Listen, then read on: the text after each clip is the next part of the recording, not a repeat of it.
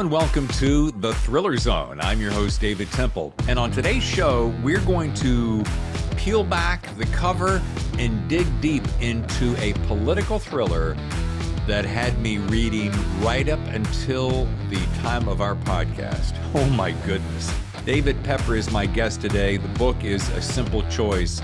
It's got it all. Intrigue, politics, mystery. I really thoroughly enjoyed it. So how about this? Without any further ado, please welcome David Pepper to The Thriller Zone. Welcome to The Thriller Zone. Thank you. It's very, very nice to have you. I literally, rarely do I finish at the leading edge of the finish line, but I literally just finished this book like inside of 5 minutes ago. Wow. And oh my gosh.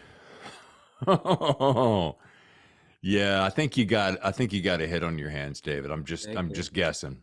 Good. So I'm glad you enjoyed it. There's nothing better to hear when you write a book that people like it.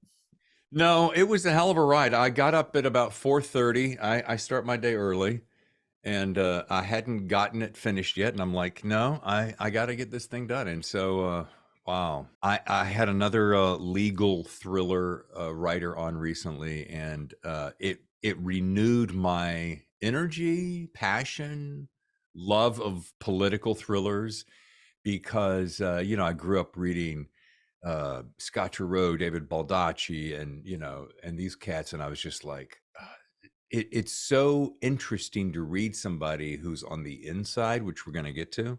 Right. Because you're really coming from the real deal.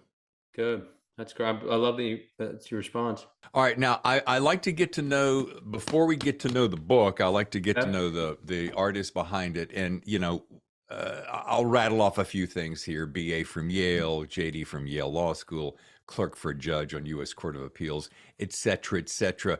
But what raised my eyebrows, David, and just as a part of your professional background, is when I read that you worked in St. Petersburg, Russia for the Washington-based Center of Strategic and International Studies. Now that right there, for a guy who grew up doing, showbiz, it's really impressive. Well, wait till we get into it. Just so you know, I don't think it's in there. Now, I had the very Forrest Gump-like experience of being in meetings with Vladimir Putin for several years. He was the vice mayor of St. Petersburg, Russia, a beautiful city. And my project was there to do sort of technical assistance to help St. Petersburg, which was always the westernmost city of the country of Russia, undertake the kind of reforms that would make them a place that would do well in a more capitalist economy, attract Western business and all that. And we were working that the head of the project on the Russian side was this wonderful mayor who was one of the leaders of the democracy fight in Russia. His name was Anatoly Sobchak, very inspiring figure, had been the dean of the law school.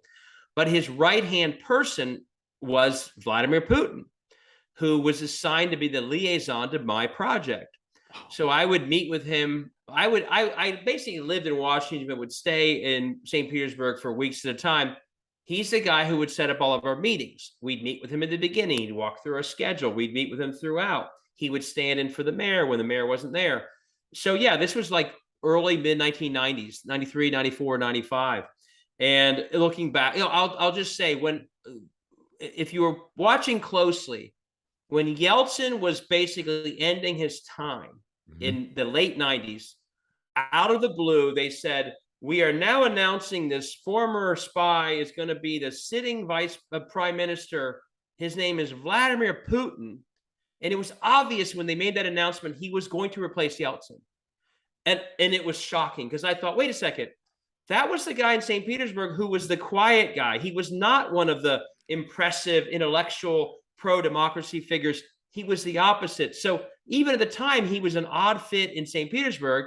So 6 years later, after I left and was at law school, to have him become the president of the country was shocking. And obviously now, given all that he's doing, it's turned into downright disturbing and worse. But yeah, I was there back when he was probably in his early 40s. And you knew he was a former spy, by the way. There are moments in some of my books where I describe scenes that are based on experiences I had interacting with him. I'll just give a quick example. I don't know if you've done business overseas, but you always have a translator. Yeah. He never spoke a word of English the entire time we met with him. And I spoke some Russian, so I would sort of keep up on both sides of the conversation. But about 40 minutes into one meeting, after years of meeting, the interpreter clearly made a mistake of a word he said, and he corrected her in English. And that's when we were like, there's a scene in my first book where I have the Russian do that. The shock that, wait, this guy's been speaking pretty good English the whole time, but never let on. And going back to the guy you didn't want to mention, given that experience, whenever I saw him meeting with Trump, I thought, oh my God, he is running circles around Donald Trump. Circles. If when he was meeting with us this was a friendly a partnership, he never let us know that he was speaking English. So he was very serious, sober, clearly didn't care much about democracy, but also the former spy came through in many different ways. Wow, what a great story. Yeah. I would love to have been a fly on the wall when all of a sudden, oops. Yeah, exactly. Yeah. That was my thought. Wait, and it wasn't some easy word. It was like some complicated, I don't know what the equivalent, but it was some complicated enough word that it meant he knew a lot of English. It wasn't like a green or red or something. Yeah. And I always, and again, one of the things I think about writing, going back to capturing that moment in a book, to me was perfect, because it's not just the fact of it, the experience of the shock. So I have, in my first book, I have the Russian oligarch. Right. He has an entire meeting with a bunch of American lawyers and lobbyists, and they're speaking the whole time in English through a translator, and he never speaks English, but at the end of the meeting, he gets up and says, "Wonderful meeting. Thank you all very much." And it's just, I'm trying to capture the same effect I had when Putin did that to us. Because you often wonder, especially when you're in a situation like that and you may have an aside, like something like, God, this guy's a real idiot, isn't he? And you're afraid that, I would never say that because, but he clearly doesn't speak English. Yeah. Exactly. Everyone in my book and in life, you look around, you think, okay, what did we say over the last hour we should not say? Right. And now we know in hindsight, and that was in front of Vladimir Putin. While we're on that, but before we bounce off, and if this is a loaded question, you can circumvent it with any way you'd like. But what do you think? And I tend to stay away from politics in general, but you are clearly a political writer, so I want to ask this question. What do you think about the current state of affairs, especially as it pertains to him? And we won't drill down on that versus Ukraine and that whole situation, but what's your overall impression of, let's just do it this way, overall impression of him and the way he is handling the world today? It's awful. It's awful. And all our kidding aside, it's really sad, because when I was in Russia, it was a few years where we had all this optimism that it would go in a better direction. And we're seeing what happens when, when I was there was some optimism they'd become a real democracy. And for a few years, that looked like the future.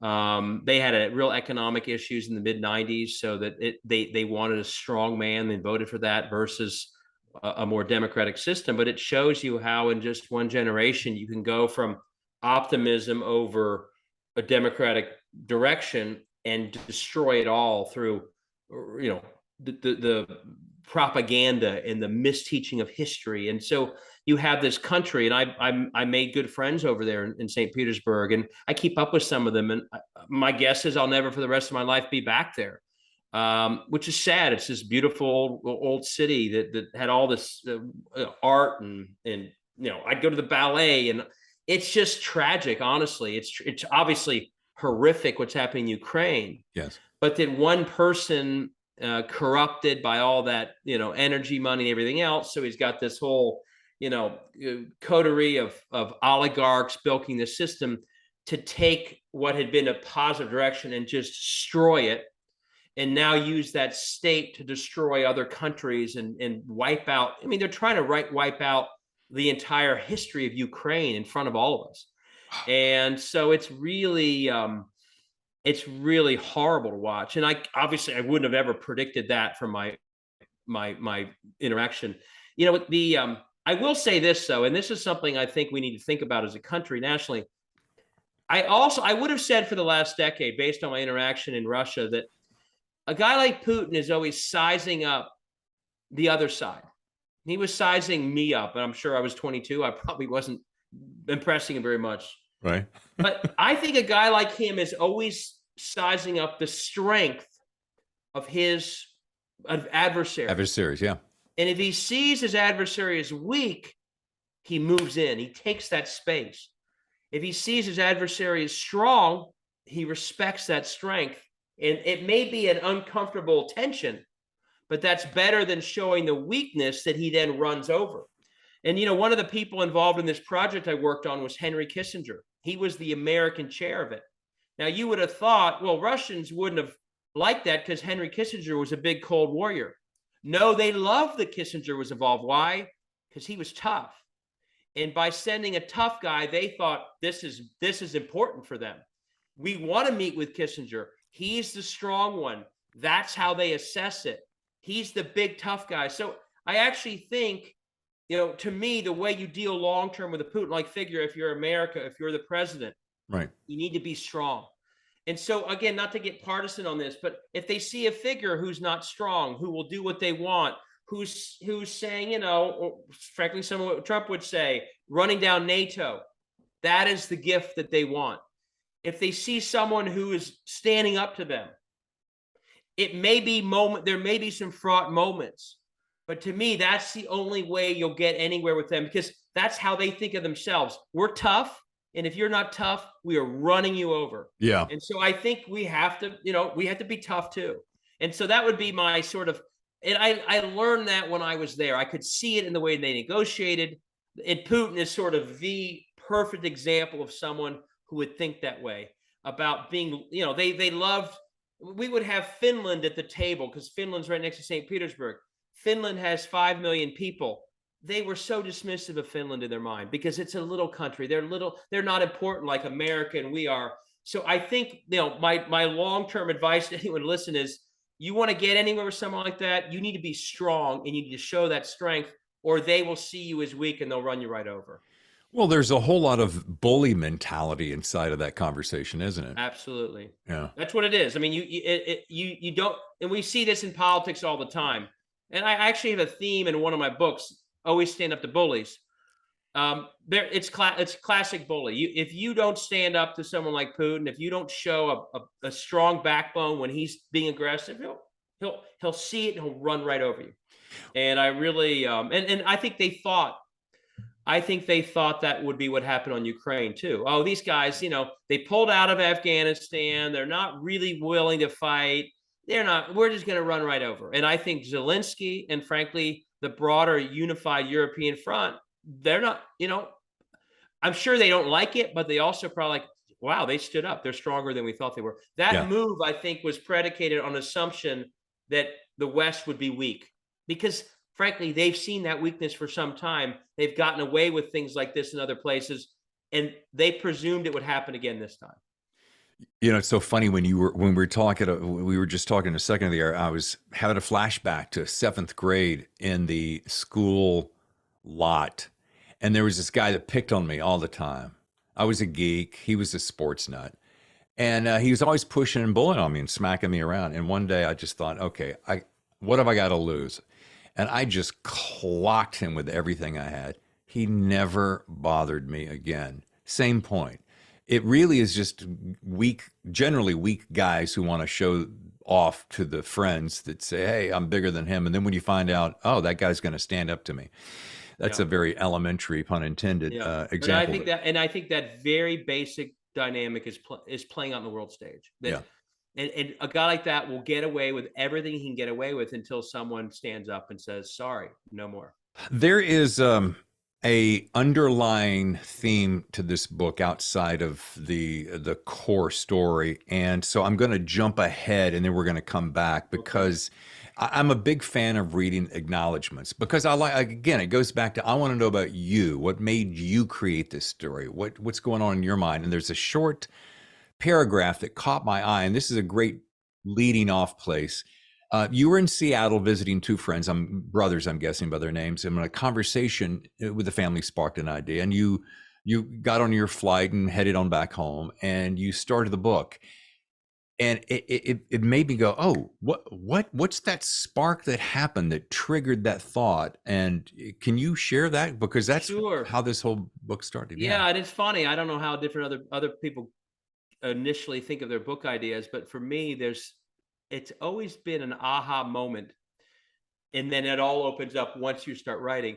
This conversation it's actually a couple, and it was after a political event, and I'll look kind of ignorant here. They were talking about their kids and what their kids were doing. Their kids are in their mid-20s, and their kids were in either med school or post-med school work, doing work around this technology called CRISPR.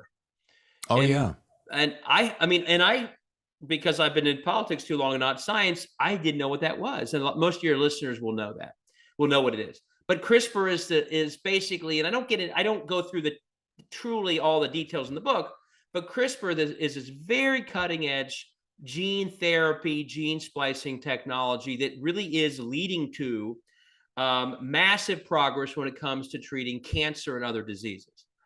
And when they were, but also there is some controversy around it that once you start editing genes, if you're not really careful about what you're doing and what type of gene and what kind of edit, you could have downstream effects on the future of the human race where you're changing the genetic makeup of human beings. Oh yeah. So it could be massively positive, and I think will be.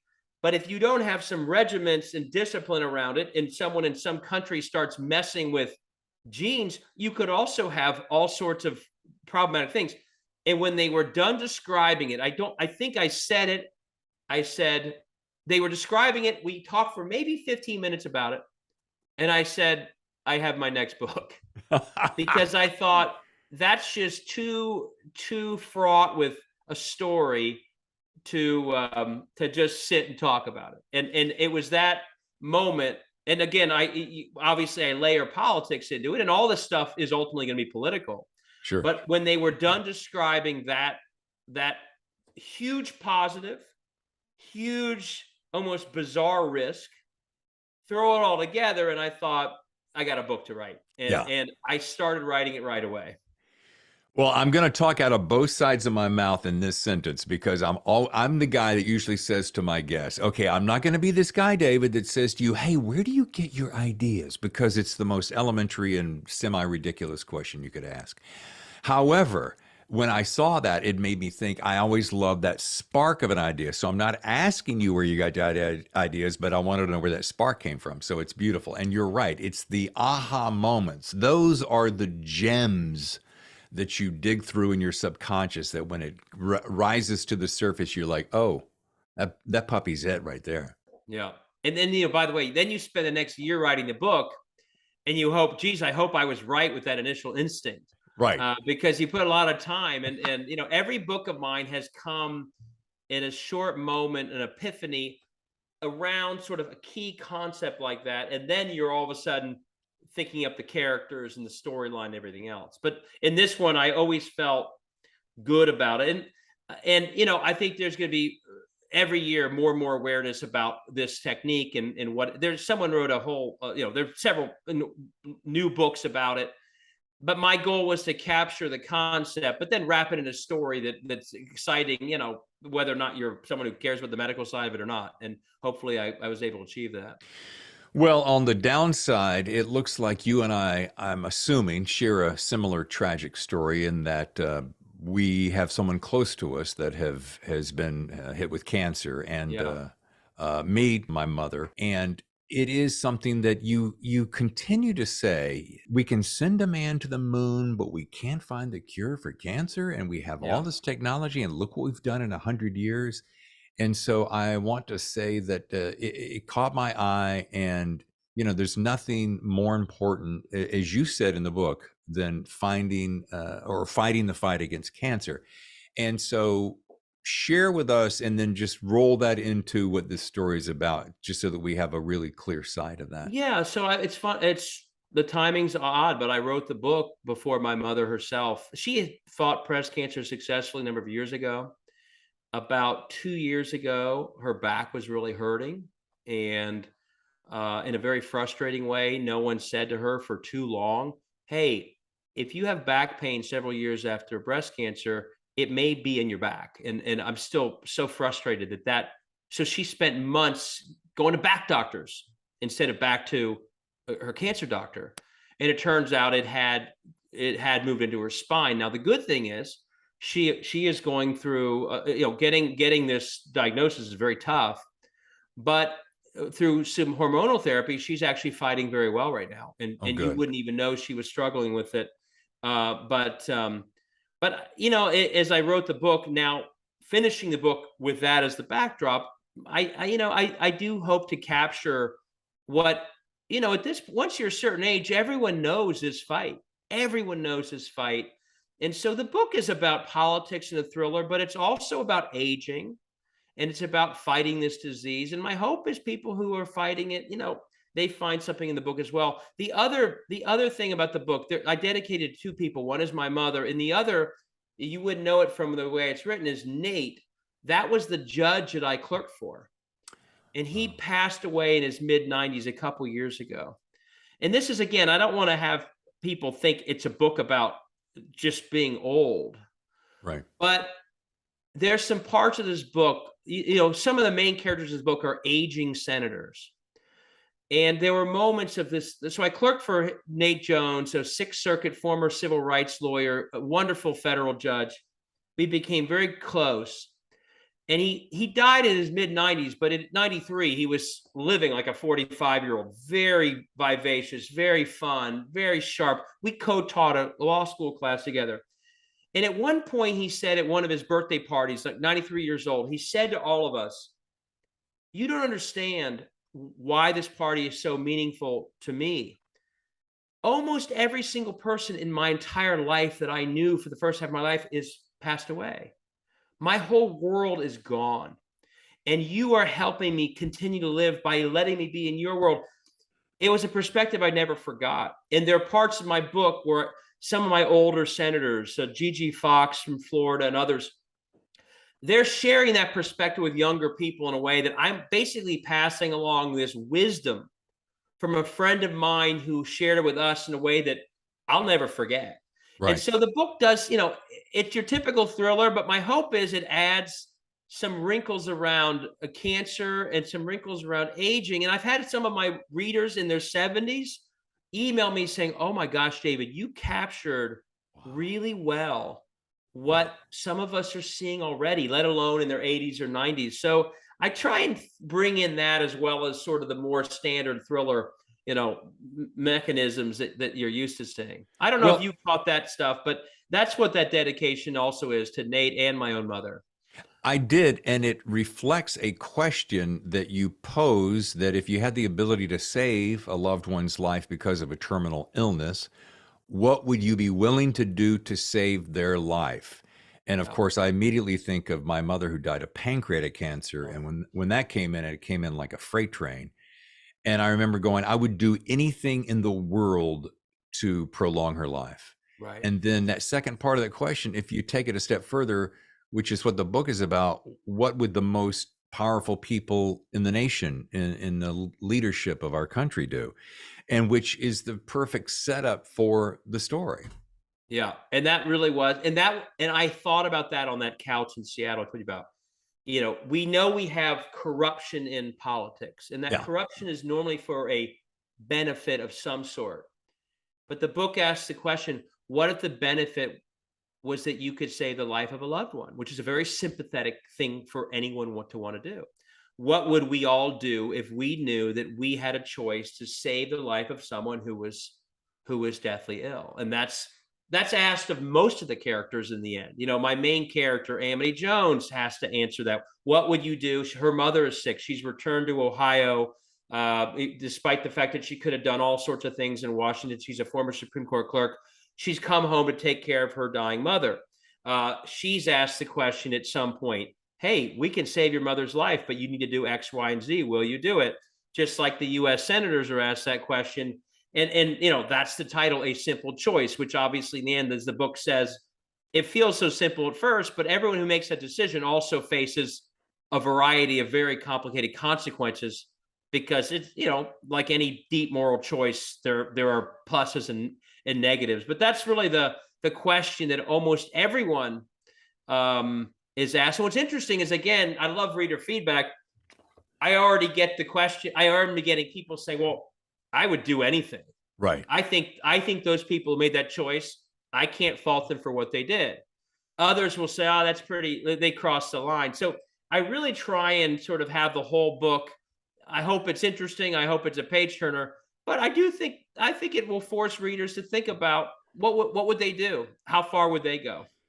It does do that very thing for me. And it's interesting that you mention page turner and so forth. As occupational hazard, when I'm reading a stack, which I have quite a profound stack, I'll eyeball, I'll admit it. Okay, 400 pages, so I kind of know where I've got to go. And I'm like, Jesus, 122 chapters. Well, this is gonna. And then you realize that the chapters, I hope you'll take this as a compliment, because I mean it that way. It reminds me of a kind of a James Patterson method and pacing, because those chapters they're like they're potato chips. You're snacking and you don't want to, you want to finish the bag. I love that you say that. Not everyone will read it that way, but I'll confess, I write like I like to read. Yeah. And there's nothing more painful to me than at 11 at night, I'm getting tired. And you all know, we all do this. You Yep. look ahead to see when I just started reading a new book last night. I did it. You look to see when the chapter ends to see if you're going to make it. And what I like about my book is you're going to make it, because it's not that far from ending. I get it. I hope that people really get to know my characters and the scenes, but my goal is not to overwhelm you with so much description that it's taking a 6-page chapter and making it 20 pages for no reason, but I want to indulge. I want you to get what you need to understand the character, to know the scene, but I don't want to kill you with so much that you're literally, again, dying to get to the end of that chapter. So with some readers, I think it's a surprise, but from my first book on, almost all the feedback I've gotten is, gosh, we love your short chapters. Like, you give us what we need. It cuts, it doesn't dwell too much, and it moves on to the next one. And by the way, I also, as you'll see, have more points of view. Yeah. You're running with these different characters. You're kind of going back and forth. You don't rush, because if you rush, you may get confused. You got to stick with it. But I find that anyone who's reading this at a normal speed is actually, it's moving along. And I write very purposefully to not overload you so that you get slowed down or bogged down into long, to me, again, maybe some of the famous writers that you're going to read no matter what will do it. But I've got people on the bookshelf in back of me where I'm into the page 35 of chapter 1. I'm like, okay, I get it. Like, but it's too much. Just get us where we need to go and let me go to chapter 2. So that's just my approach as a reader. Yeah. So I reflect it as well as I can as a writer. I'm glad you agree with that. Well, and I'm going to start off by saying, dude, let me tell you something, and I hope I can call you dude. Seriously, probably because of the volume that I read, I will pick up a book, and if that chapter 1, to your point, is 35 pages, and I'm like, if your first chapter is 35 and this is a thriller and I'm expecting this thing to fly, I think we're going to be in for a long ride, Billy. And so, no, I'm with you. And the second thing I was going to say is, you've got the perfect balance, not to blow smoke up your skirt, but and I hope you're not wearing a skirt, but is that you give me just enough. I don't need, I think the days, unless you're a literary fan, okay, I mean, pure literary, the days of those long explanations and descriptions, I'm like, give me some credit. I got a pretty good idea how the world works and what's going on. Right. And so anyway, we're on the same page. And by the way, page. just so you know, I'm tough on my edits too. I'll go back through that book, and if I see it, so I think as I write. Yeah. So often I'll have a chapter in there that was me sort of writing forward into the plot. I'm doing this right now in my next book. If I go back through, I'm like, oh, I don't need that chapter anymore. I'm cutting aggressively. Again, I just don't want, again, it like any reader, that find something not credible. If you get that reader into that 30-page chapter and they're halfway through dying, they may never pick up the book again. Yeah. And so my goal is to just keep it going. And I had a really helpful friend editor once tell me, if you want to know how to write you probably heard this a million times. I was a self-taught writer with a few people helping me. I started this out of the blue. So maybe this is what's taught in formal fiction writing school. I don't know. Okay, let's take a short break. And when we come back with David Pepper, author of A Simple Choice, David's going to share with us his secret that he's learned on how to make a page-turning thriller. Stay with us. We'll be right back. The best thrillers, the Thriller Zone. And now back to the show. This person said to me, you want to write a page turner, you want people to literally turn the page. Yeah. And the way you do that is you start every chapter late and every chapter early. So if the action is at lunch, don't start where they're waking up, shaving, taking a shower, eating breakfast, driving to work, working all morning, and then at lunch, all of a sudden something crazy happens. Yeah. Start at lunch, a little bit after the crazy thing started. So the reader's like, my God, what did I miss? I need to read this. Yeah. Just like at the end of that chapter, don't do a long denouement after the action. End it in a way that they want to go to the next chapter. And so every time I'm done with a book, I literally go through every single chapter and ask myself, did I start it early or late? Did I end it early or late? And I'll shave off parts of those chapters so they're very tight and efficient. And the purpose is to have literally a book that people just have to feel like they have to keep reading. All right, I'm going to shift gears just a little bit. There's a video on your website. I think it's right on your homepage, and you did a great job. You're standing out in front of some big fancy schmancy building, but there's you reference a movie, which you're not going to mention right now because I'm going to play a sample of it because I want to see if my listeners will catch the movie, and if you're a movie fan, you'll get it almost instantly. So here it is. I guess it comes down to a simple choice, really. Get busy living, or get busy dying. I love that. Get busy living or get busy dying. Now, with, of course, the movie Shawshank Redemption, what made you reference that particular line? Movie? First of all, it's my favorite movie, as I say in this video. And people may not know this, but the town of Mansfield, Ohio, is where most of that movie was filmed. It was supposed to be Maine, but it was Mansfield. Why? Because the old jail there, called the Reformatory, was the jail they filmed. Other movies have been filmed there too, but the Shawshank prison was the Mansfield Reformatory. And so they used the Reformatory, a lot of the rural scenes to take place, like when Red is walking down that road towards the end to find the rock under the tree. That's just outside of Mansfield.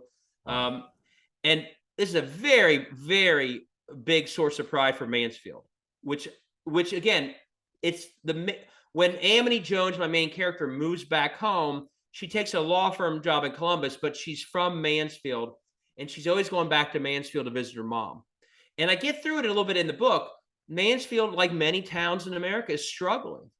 It's a struggling blue-collar town that's lost its manufacturing. A lot of its jobs are now wrapped up in another jail. But a great source of its pride is Shawshank. And so the reason I use that was obviously trying to promote the book. But the first scene of my book is in Maine. And the second scene of my book is in Mansfield. So I thought, it's ironic that that's also what's happening in the movie Shawshank. But in my book, you're really in Maine, you're really in Mansfield. And that plot we talked about, that question literally has the characters venturing between Maine, Mansfield, Tennessee, as you know, Washington. So they're all connected to all these places. But Mansfield is the heart of it. And I'll be really honest in all my books. I like to go to places that aren't your famous spy scenes, London, Rome, Paris, Washington, New York. I love finding towns that have a story, have a history, that are struggling. And often in Ohio, I like basing my books in these places because, going back to politics, many places like Mansfield are the heart of where politics is being battled right now. Right. A struggle. You know, in my prior books, my main character is a reporter for the Youngstown Vindicator. He's always talking about the struggles of Youngstown. In this case, um, Amity, the first scene, she shows up to Mansfield and she says, it looks kind of like the war zones I was covering when I was a soldier overseas, but there's still some hope and grit. They're fighting back. So I try and capture some of the life of these places that are too often overlooked, that are rarely in the middle of these book plots, that are normally in these sort of big fancy places. And then I also think, again, going back to the reality of politics today, that understanding these towns also helps understand some of what's happening in politics, the decline, the sense that they're being overlooked, et cetera, et cetera. That my book tries to sort of give you a better if you're in a blue state somewhere and you're trying to understand what's happening in states like Ohio that are often, you know, the center of elections, if not the center of overall thought.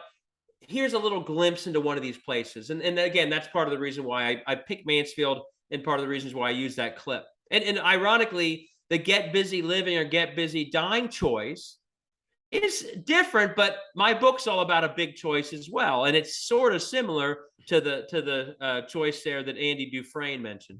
Well, no, and I think it was perfectly apropos because, first of all, one of the best scenes in a movie ever. Just when I was rewatching it this morning, and very little. I've directed films, so I understand a lot of the different setups, and so that camera is only a two shot, and it's very minimal movement, and the pausing and the acting is just so superb. And it makes you have an interior dialogue while you're hearing it, as though you're asking, what if I had been caught in the line of fire, or I had reacted out of passion and I'd be ended up in prison and I'd face my whole life. And it's so funny. I don't know how many times I've seen that movie, but I caught myself sitting there asking those same questions. Yeah. And that's real. And so there's a parallel in the places, but also in my book, it's a different question to some degree, but my hope in my book was to push people to think about, without being over the top about it. I mean, a good book, it needs to be a good thriller that just you get through without being overbearing. But my hope is, in the same way that it happens in that movie, you're forced to think about what would you do in the same situation these characters find themselves in. You just made me think of something, and I've been running this through my head for weeks now. And it's probably because I'm a self-published author, but I'm working on a project now that I want to go the traditional route and get an agent and so forth. And I think I've got the story for it. And I'm always asking myself, and I know you have a similar feeling. You only have a handful of books, all profoundly powerful books under your belt. But, you know, often, and you made this reference earlier, often we go, oh, this book has to be everything. It has to encompass everything and have this great message and this. And what if I only get one chance at it? That's a question that often gets in the monkey mind that sits on our shoulder. And when in reality, when you get down to the bottom line, tell me if you agree, it's entertainment, dude. It's like turning on a good movie. You want to sit down, escape the life that you're in, be entertained for an hour and a half, 2 hours, 3 hours, and walk away. I don't have to split the atom, cure cancer, etc. I just want to and I'm saying this in a self-reflective mode, that we can take some of that pressure off of ourselves by just simply enjoying the ride, right, Dan? Absolutely. I couldn't agree more. And my first book, although it turned out well, took me a long time to write because I spent most of it, the first round, with all sorts of political lecturing. Not even through my character, it was like me. And a friend who read it said, it's got to be a story first and foremost. It's got to be characters we like. The themes and points can happen. It better be subtle. Don't hit us over the head with it. But you will, again, go back to losing a reader. If they want to pick up a nonfiction book telling them about the world, they'll read that book. That's not a novel. And so I did a lot. And if I were to rewrite my first book, which again got a lot of positive reviews, I think it would be better because I spent a lot of time pulling all that stuff out. But if I started from scratch, there'd be even less of it. And so my hope is, and we've talked about a lot of this stuff, so I don't want to leave people with a misimpression. Like, it's got to be a good story first and foremost. It's got to be about good characters first and foremost, before even plot. Yeah. If that's not there, forget it. You're not writing a novel. But once you get there, yeah, you can have those questions or that reality come through, but it better be kind of a light touch all the way through that builds. Because if you're hitting them over the head with it, you're just, that's really not the point of a good story. Right. And a reader will, I think, I mean, I would reject it. And I'm pretty political and I don't mind that stuff. But someone who's picked up a novel because they want to read a good story, like you said, that's the key for them. And if other things come through with that, and that's sort of if you have an underlying purpose that I want people to know about this part of the world, and that, let them get there. But if you hit them over the head with it, forget it. They won't read the book. And I made myself a note so I wouldn't forget it. And it begs this question. I so enjoyed Amity. What an interesting name, by the way. But I so enjoyed her character, and I'm like, please tell me that she's going to come back around somewhere down the road. Yeah, I have a set of characters from all these books that I create and like, and the good thing is they're all kind of in the same world. Yeah. But yeah, I mean, I do like her a lot too. Yeah. My reporter for my first 3 books I like a lot as well. He's not in this book, but it's the same world. It's the same president. So we will see. I have a couple of books in my mind as I move forward, and we'll see who can make return appearances. But she's a cool character, and I love her Ohio story. I love her. I think in this book she's got a nice arc. She learns a lot over the course of it. She's a little different at the end than when she starts, as a good book would have you do. But she's a cool story. I agree. But isn't that one of the things you said? You have to have a good story, right? It can't be great action or this and solely that. It has to be a great story. And I would take it one step further. And it has to be characters that we give a shit about, basically, right? Yeah. That's what has happened with this particular character. So a mission accomplished. And I think that's the thing that I often walk away from. A lot of these characters that I read, it's amazing to me, David, how many characters I walk away with and think about for weeks and weeks later. And that, to me, you couldn't get much of a better compliment than to leave me with somebody that haunts my subconscious. And someone said to me once, again, when I was kind of self-teaching how to do this, people will, if they really like a character, if they're cheering for them, they want to learn more about them, they'll stick through just about any plot. If they don't care about the character for some reason, if you failed to create a character they care about, they probably won't read a plot about them, no matter how crazy the plot is.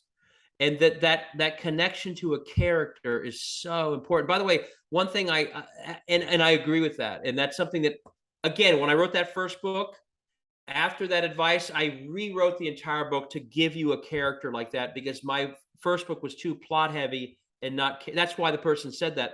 But one interesting thing, going back to politics, and I have a question about the book, same with politics. I have seen people run for the offices that no one cares about.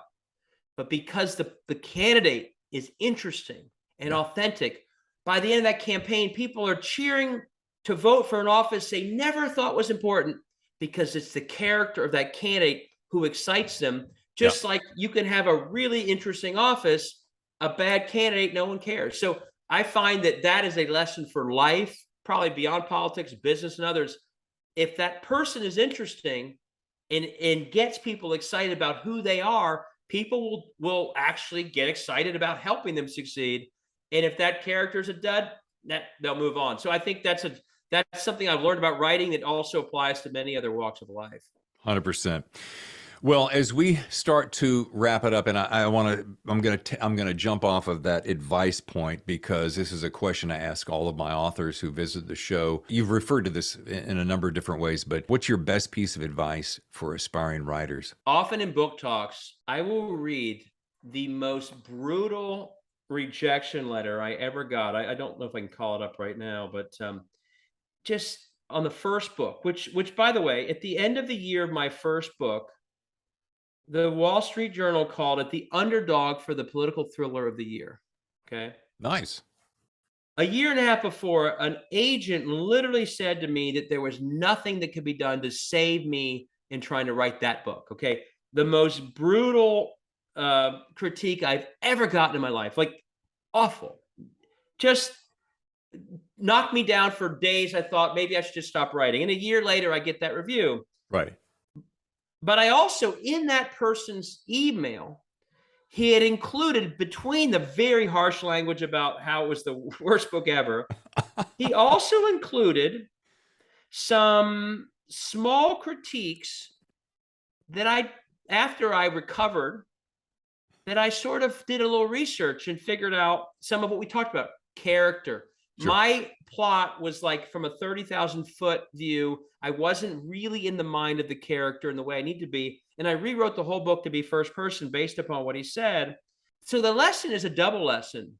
One, you will get ripped, okay? You will get brutal criticisms. Right. And like me, do not let that stop you. I could have quit when I got that thing from a professional who was basically telling me, you're just not cutting it. Number two, though, anyone who reads your book, especially if someone's in the business, they're doing you a favor, even if they're ripping you. Because in his criticism, he did identify things that I need to do better. Sure. And if I hadn't have in the end kept going, but listened to some of his pieces of criticism, I don't think I ever would have made the book good. So it's sort of a balance. Don't let anyone stop you as you get your criticism, but also know that anyone who reads your book it is doing you a favor. When you're first getting started, not a lot of people are going to read it. And if they do, and they come back with things that feel harsh at first, my guess is they're probably onto something. Like I always said, if one reader stumbles at this point, you might have just lost a lot of readers. So listen to the criticism, as harsh as it be, and try and accommodate for it. Because I did that, I think I took a book that might not have gone anywhere, and actually it's what began all my novel writing ever since. Well, I'm so glad you didn't listen to the naysayers and you followed your passion, because you definitely have the gift. So there. Thank you very much. I appreciate you saying that. Phooey on them. All right. Here's the fun part of the show. This is rapid fire questions. We ask a few questions. It's off the top of your head. Number one, you and the family taking the last road trip vacation before the summer is finally over, and it's practically there. You get to choose the music. What's the band or genre that you will be listening to on the road trip? My road trip favorite is the Eagles. Yes. Nice. Yeah. In fact, I was driving back with my kids from Indiana the other day, and I had Taking It Easy playing loud. There you go. Oh, God. That Hotel California. All right. What's one of the favorite books in your current TBR stack that you are particularly enjoying right now? Like you're like, oh, I was not expecting this. I am fascinated with this topic of history and the censoring of history. That's so a current debate right now. And I bought this book from James Lowen. It's called, I think, Lies That Our Teachers Told Us in History. And it's sort of going back and unpacking reality about our history and myths. So this is nonfiction.